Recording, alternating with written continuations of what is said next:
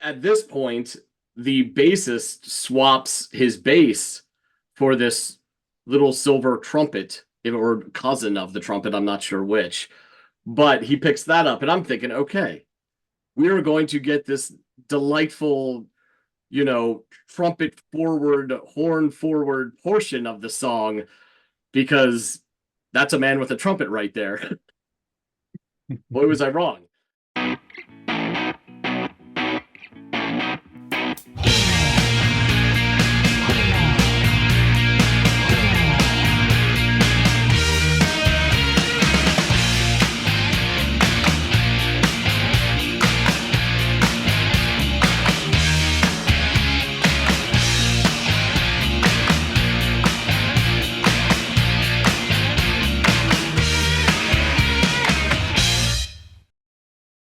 Hey, everybody out there, welcome back to another episode of the Audiophiles. It's Andy and it's John, and we are here to discuss some music. I'm going to go off and give something that John offers up a listen, and then we're going to come back and get into it. John's going to educate me a bit on the band, the song. But in order to do any and all of that, I'm going to need to know the band and the track. John, what say you, my friend? Yeah, first of all, I am broadcasting live from the Coca Cabana. No, this is a new camera and fuck the settings. So hopefully it'll be not so yellow and orange for the next one, but who knows. So we are going to go back to a band which you listened to recently, and that band is Squid. Yes, I've been jonesing, and I think you've known that. So I'm glad you expedited our second trip down Squid Alley. Is this another live performance?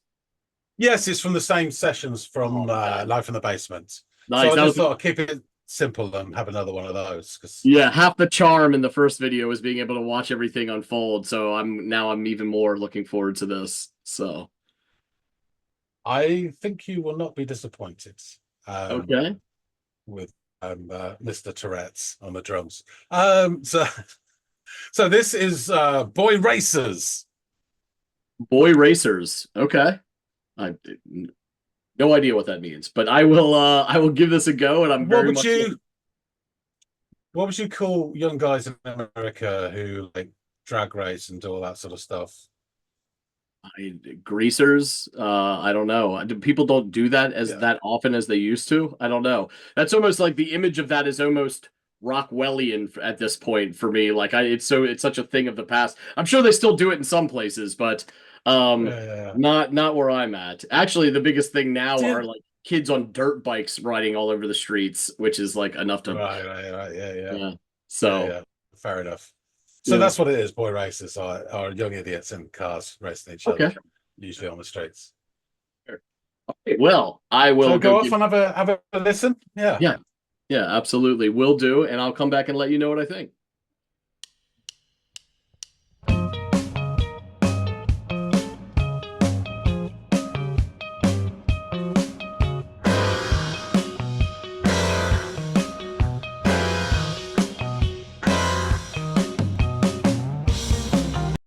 Already love the weird kind of oddball guitar noodling that's going on there, as well as the like kind of awkwardy sounding bass that's kind of thudding along as well. Yeah, that's a lot of fun. Let's take that back. These guys are one listen. These guys are already interesting. I mean, it's bolstered by the fact that I get to witness the performance as well, which underscores the idiosyncratic nature of the band. But even the music alone kind of illustrates that.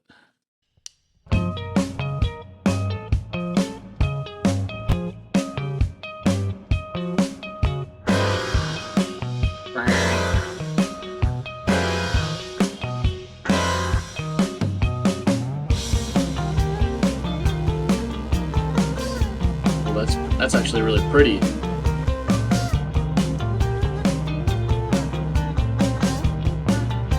The way the guitars are working together.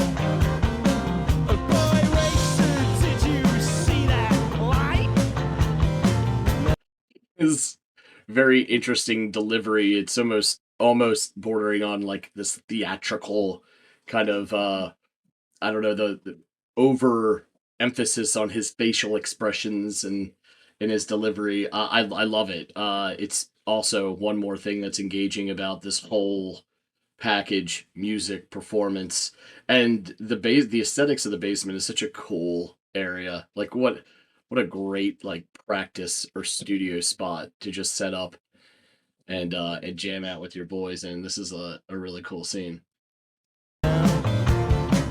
Okay.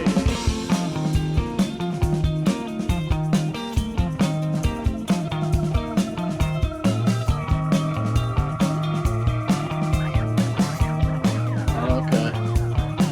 You That's cool. suspended in time. Does anyone even know what you might look like? It's not okay that we can't sleep tonight. With boy races in our dreams at night. I know what a boy racer is, but I like the song. Races in our dreams at night. Boy races in our dreams at night. Boy races in our dreams at night. Boy races, did you see that? Nice bass.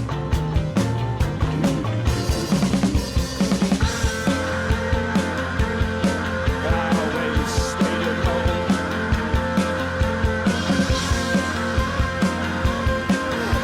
Always stayed at home.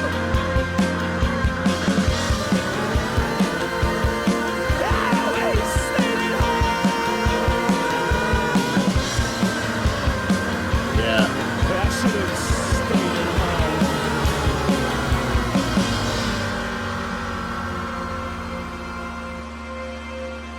It's really picking up there, so this is cool that they've kind of shrunk it back down.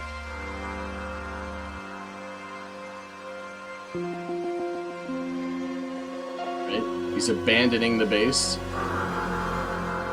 Awesome feedback from your man in the foreground.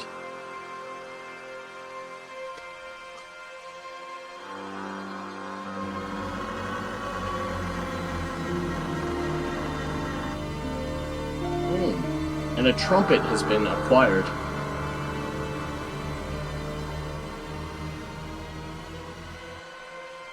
Your face doesn't age. Oh, that's pretty guitar.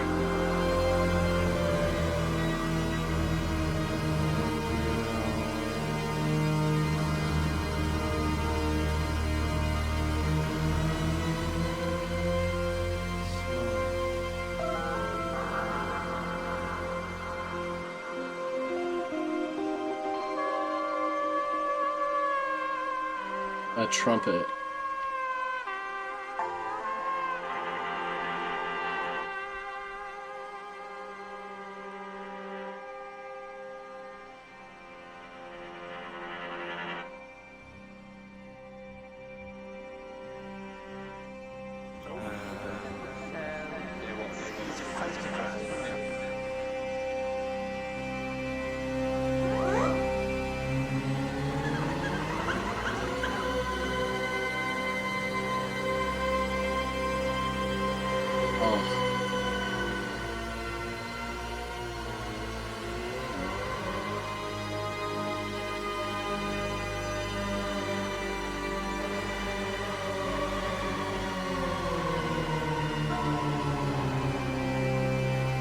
It's almost like an unnerving kind of sound.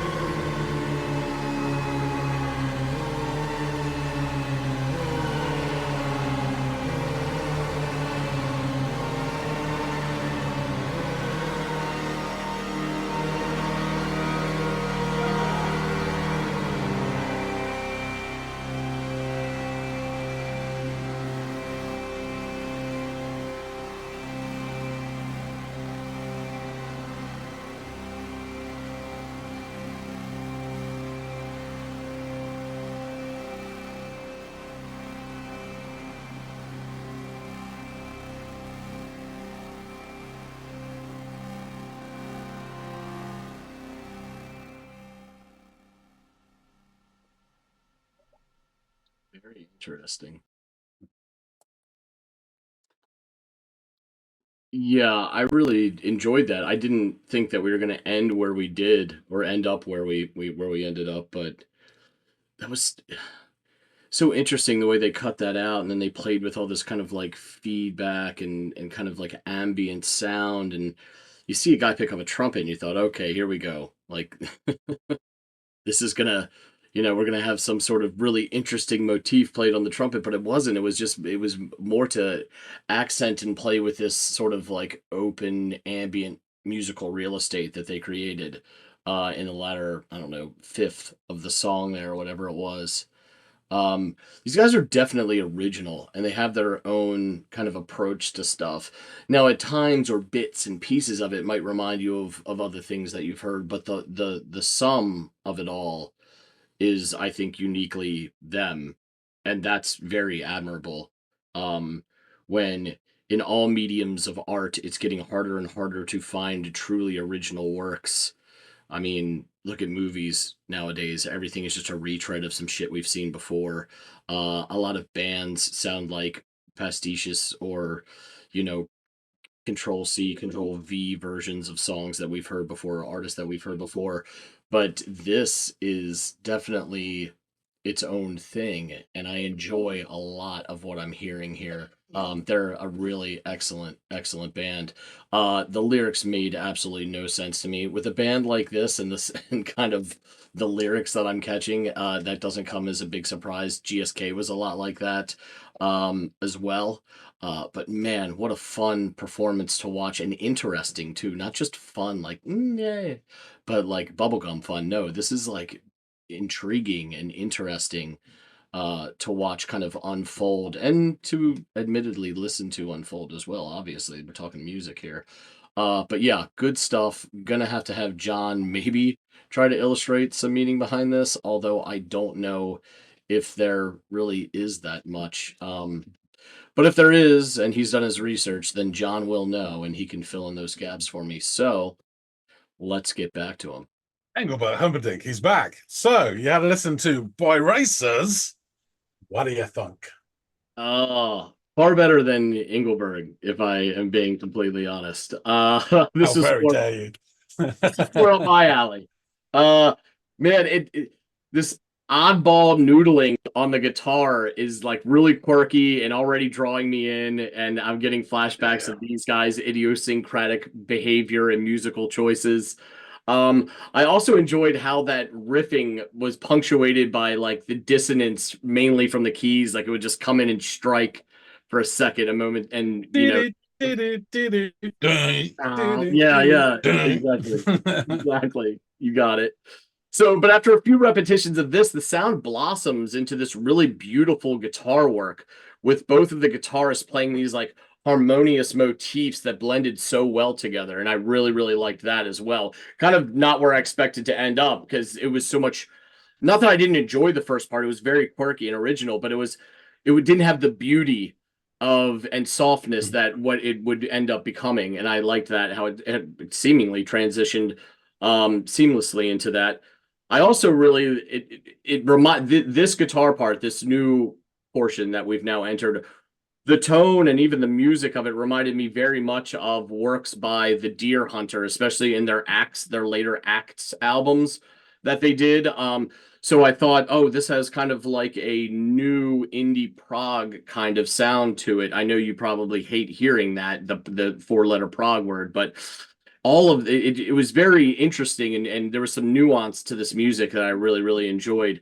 And now the drummer vocalist begins, and his delivery of the first verse in that animated way that I was so charmed by the first go round when we listened to GSK. Um, and he punctuates each line with these sort of exaggerated facial expressions and head tosses. I just love that so much. I think it was around the 128 marker, one of the guitarists cuts out and then shifts his attention over to a keyboard setup that's sort of right next to him. And he begins deploying these higher pitched sounds from it.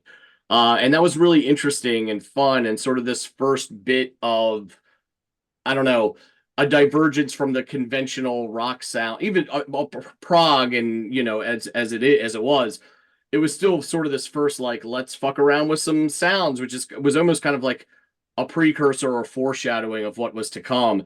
And I thought that was really cool. Again, in the moment, I didn't realize that last bit that I said would be apropos, but after watching the whole thing unfurl, it was kind of cool to go back to that and be like, oh, that was sort of the first indicator that we were going to end up where we did by the time this song ended. So yeah, I thought that was really, really cool. The singer then delivers the does anyone even know what you might look like or something like that? I think this does anyone even know what you might look like? And he does so again with that patented odd quasi theatrical pizzazz that I've come to really enjoy from him. This guy's fun to watch. I could just be a fly on the wall for their sessions any day of the week. And I have to be honest though, I'm not picking up any sort of cohesion from the narrative of what's being said here. But as I recall, that was almost my experience with GSK as well. Like I had no idea what any of this that song had to do with potentially GlaxoSmithKline and the pharmaceutical industry or anything like that. So it was really interesting and kind of head scratching to try to wrap my head around what the point of the song was from a lyrical standpoint. So that there's this portion that progresses and begins emphasizing that he stayed at home. The music is becoming fuller and more fervent, as does his delivery. And there's a near manic feel to this bit of the song. And then the music cuts out, and we're left with the remnants of the sound from the guitars and this resonance from the keys. And during this portion, around the 3:30 mark, as the song kind of takes a breath, we see the one guitarist kneel and produce this shaky lower registered feedback, as does the keyboardist. So there's all this sort of the frameworks for like ambient music being laid. And so at this point, the bassist swaps his bass for this little silver trumpet, or cousin of the trumpet, I'm not sure which. But he picks that up, and I'm thinking, okay, we are going to get this delightful, trumpet forward, horn forward portion of the song, because that's a man with a trumpet right there. Boy, was I wrong.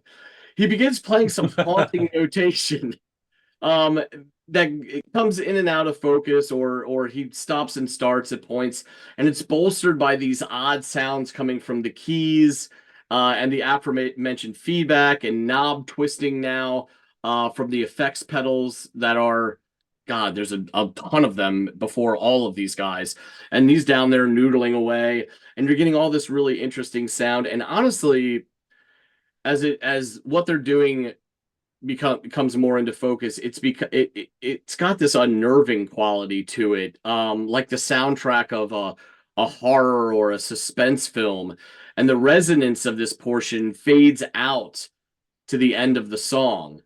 So this was really interesting, and at different points throughout the song was oddly both fun and eerie, and ultimately evocative in its oddity.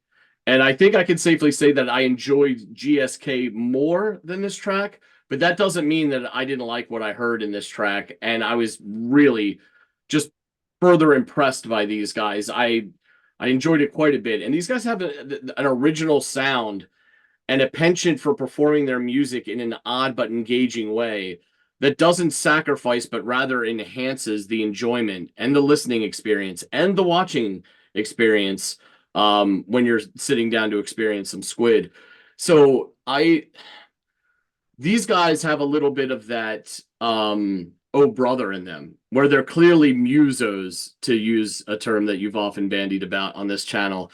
They're both bands are nerds for music, but these guys are nerds who are nerds for music.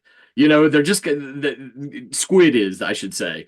They're a little bit less heavy in their music, like Oh Brother is, but there's still this weird like originality to them. Like it's a uniqueness that you don't see in a lot of other artists, or really any other artists. Sure, there's other bands that might do some similar stuff with ambient work and this, that, and the other thing, but the sum of what they do and who they are and what they play is uniquely Squid. And that, I think, is the biggest takeaway I've gotten from listening to two of their tracks, and probably the biggest linchpin for my newfound affinity for them. Because that is unique to them. And I respect the shit out of that. So yeah, I really, really enjoyed this one. So much fun to watch them play. Yeah, definitely. I gave you this song because two reasons. I mean, I'll give you some other stuff that's quite similar to GSK in terms of the dynamics. This was clearly different and had this two sections to it, which I thought would be interesting to give you another glimpse of another approach of theirs.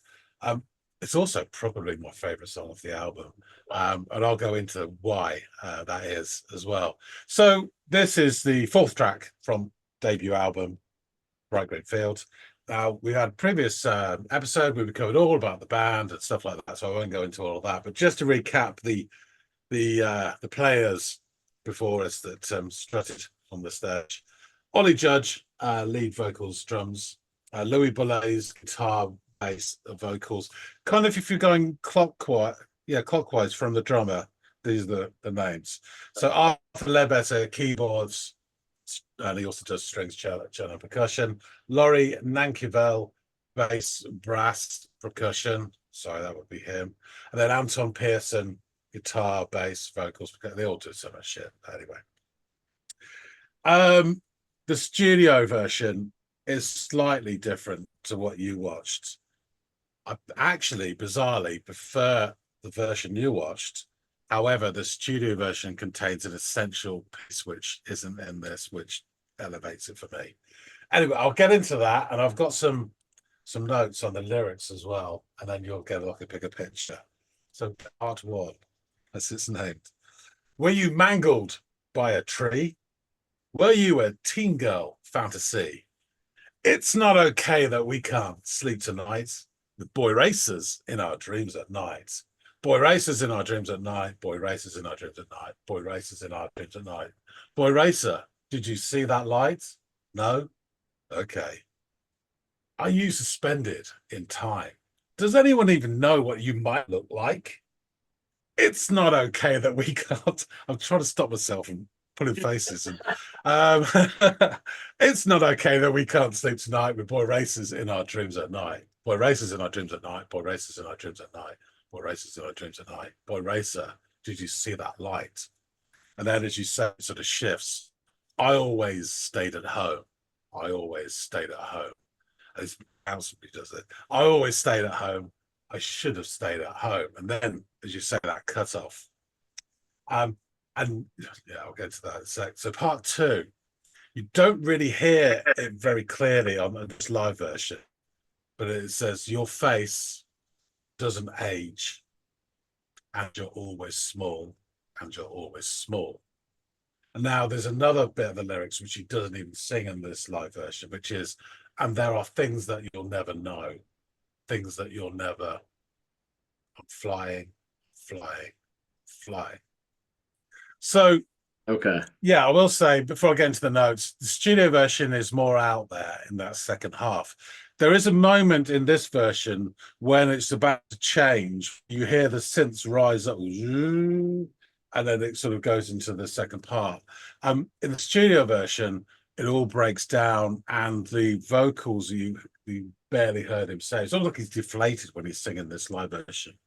They're using a vocoder or something, so it's this sort of synthesized voice. It's very eerie, very strange. And as you rightly say, you've got this feeling of this old sort of horror film or whatever, with a bit of history to it as well. But this, and then that same synth chord rises up, and it's huge. And it does remind me of something I've heard before, but I'm thinking maybe Pink Floyd, but it's something anyway. But it is this awesome chord that's massive and just fills everything. And I do mean awesome. In like structure, it's almost like a massive tail of a whale coming up out of the water slowly. But it also and I don't know why, but it is how my brain works, but it has a feel to this chord. It's just one chord. It's like it's about 3-4 seconds, but it makes me picture, despite the fact it's a modern synthetic sound, of something very old, very dangerous. And I always get the picture of Mayan pyramid rising up against a really bright sun, and there's blood, sacrificial blood dripping down the steps. I don't know why, but that's what I always get when I hear that chord. And it's that one bit that's probably my favorite bit of the whole album, that 3 seconds. I just love it because it's so weird. Anyway, I've got some notes on the lyrics. So the first bit, the boy racers refers to a term that's named after young, fast and aggressive drivers. Yeah. So street racing offers horrible accidents, Yeah. not including flying off the side of the road and colliding with a tree. Yeah, mangled by a tree, right, as was he the mentions first. This past tense, were you at Tingle Fancy, means hints that he's no longer. And then the loved ones of this racer can't fall asleep at night due to grief and misery they're experiencing and seeing him in their dreams.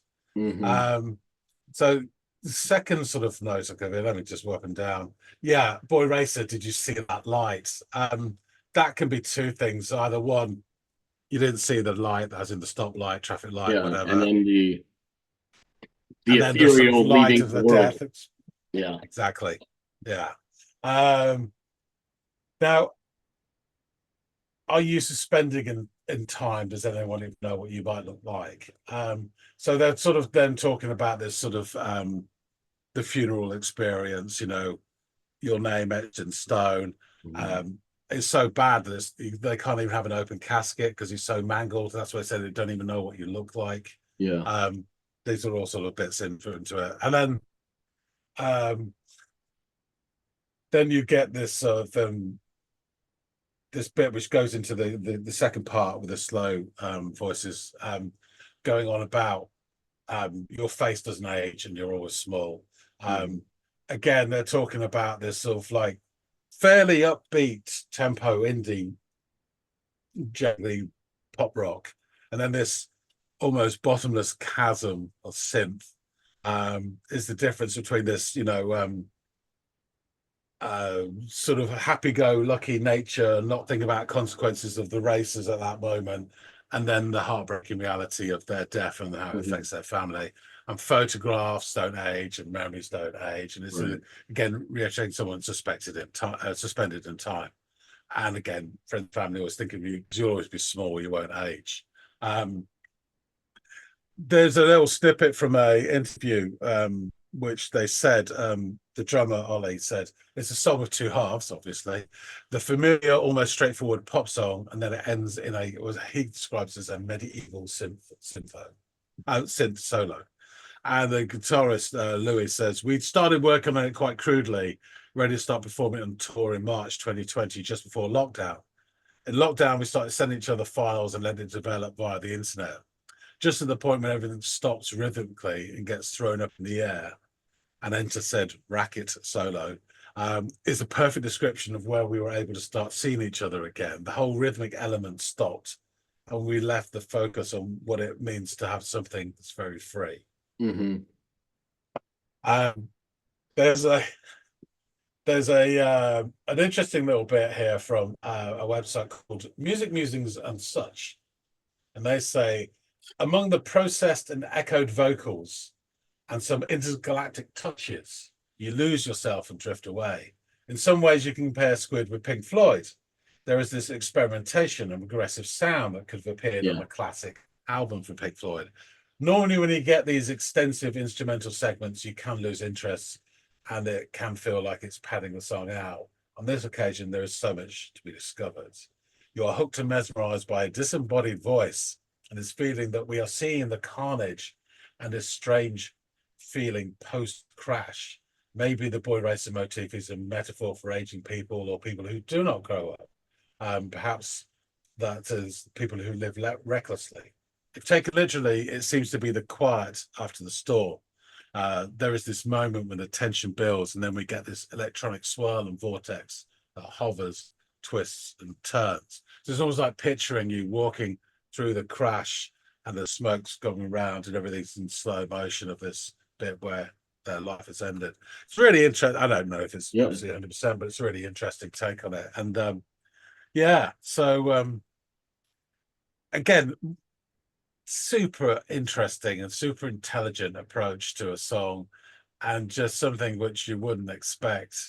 That again makes me just all the more, each time I listen to them, I just feel excited about these guys. Just have so many possibilities now. Yeah, You know, yeah. who knows where they'll end up, but And we've talked about this before too with music that illustrates and tells a story. And the dynamics between the first half and the second half, coupled with now a clearer picture for me of the narrative, um, is I love that because at that point it becomes bigger than just a tune. It becomes a yeah, tale, a set to music where harkening all the way back to the motifs of classical music, where sound dynamics and shifts in the song connote action and occurrences that have taken place within the larger story. And here you have that as well, which is again a very proggy thing. A lot of prog songs do that and are intended to do that. Sometimes they, you don't like the outcome, but it is interesting to hear that yeah, because again, that's just one more thing that the band that I mentioned earlier, the Deer Hunter, does in those Axe albums, because there is this air of like theatrical or music made for theater is meant to do that very same thing. Again, progress the story and the narrative that's being told. And this is so well done how they capture that. And it makes so much more sense to me, gives me even more of an appreciation for the song, given the details you've provided. I still think from just a does my ear enjoy it more perspective, yeah, yeah. GSK is slightly more for me. I can understand how you would put this ahead. Um, Mainly because there is more cohesion. Ironically, because I said I don't know what the cohesion to the narrative is here. I think I said it for GSK too, though.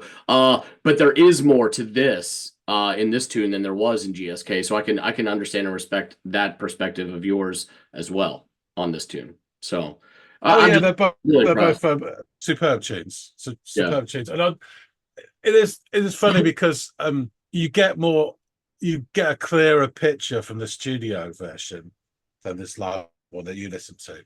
But I really love the performance in this, and they kind of may have smoothed it out a little bit. But I mean, it's just great. And as you said, you can watch a man on the drums like forever and a Yeah. day because Yeah. it's just so entertaining. No And doubt. there's like a lot of emphasis on all the different words, and then his little face pulls afterwards, and Yeah. you know, it's that line. Does anyone even know what you really want to like? Yeah. And it's, Exactly. it's The just contortion awesome. of the face. Yeah. It's a lot. Yeah, excellent. So I will go to the well and get their second album, and I've got some couple of EPs from the stuff they did before this album as well. So I'll pick up another Squid song for you at some Cool. stage in the Awesome. future. Brilliant. Wrap things up. Thanks so much for listening to Andy. Folks out there, any Squid fans? Any, please? Just us two? No.